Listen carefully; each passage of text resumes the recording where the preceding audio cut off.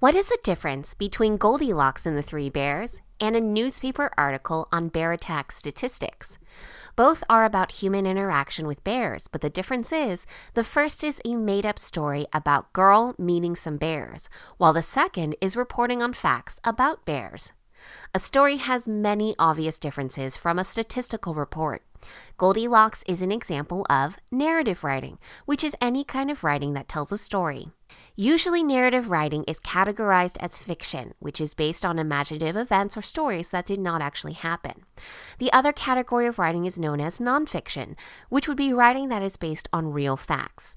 This usually consists of newspapers, essays, reports, and other informative writing.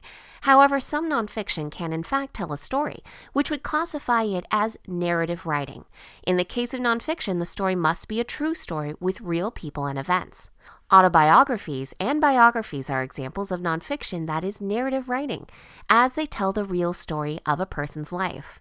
There are many specific traits every piece of narrative writing should have. All stories must have characters, also known as the people or subjects of the story. Usually, there are also specific types of characters needed in order to create a developed story. For example, each story will often have a protagonist, which is the hero or heroine. This is a central character of the story. Often there is also an antagonist, which is a character who opposes the protagonist.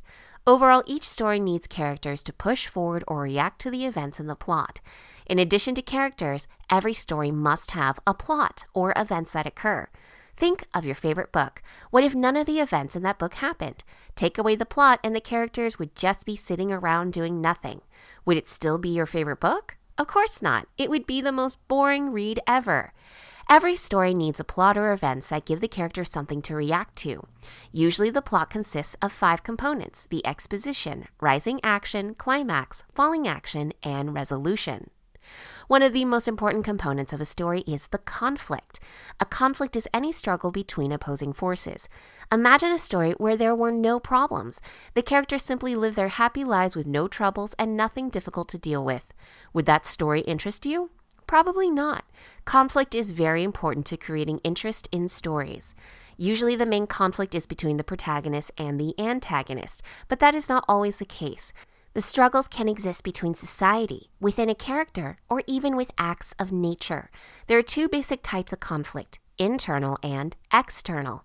Internal conflicts are the struggles that occur within a character, and external conflicts are the struggles outside of a character. These can occur between 2 characters, between characters and society, or between characters and natural events. The setting is another component of narrative writing. The setting is the time and location in which the story takes place. These facts set the scene for the story and can determine what kind of conflict occurs.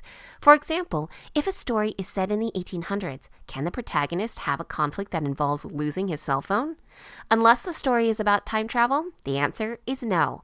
The setting can also be important to plot twists if the reader makes assumptions about the time or place that turn out to be false. Overall, the setting has an important impact on every story.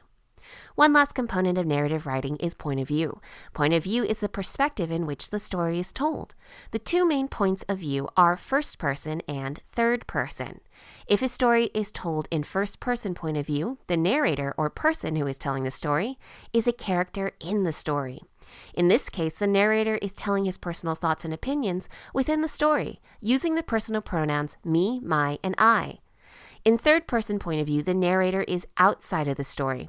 In this case, the narrator tells the story as if the characters don't know he is there watching the events take place. Imagine you are announcing a baseball game. You are not inside the game, so you tell it as if you are watching from the outside. That is third-person point of view. Every story must have a point of view since there needs to be someone telling the story. There are many types of narrative writing. Basically, any written work that tells a story can be labeled as narrative writing. Here are examples of some of the most common types. Novels are usually more lengthy and can be divided into chapters or sections. For example, the Harry Potter series and Pride and Prejudice. Short stories are similar to novels but much shorter in length. For example, The Legend of Sleepy Hollow and The Telltale Heart. Comics are short stories broken up into episodes with graphics or pictures. Examples include Superman, Spider-Man, or any comic from a newspaper or magazine. Plays and musicals are written as dialogue and usually broken up into acts and designed to be performed in front of an audience. For example, Romeo and Juliet or any other Shakespeare play. Modern examples include Wicked or The Lion King. Narrative poetry is any poem that tells a story. Epic poems are long narrative poems detailing adventure and heroic quests. Examples include Paradise Lost, The Divine Comedy, and The Odyssey.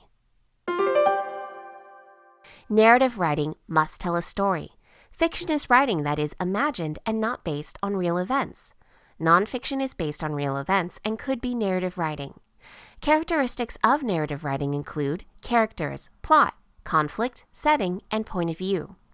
Types of narrative writing include novels, short stories, comics, plays, musicals, and narrative poetry.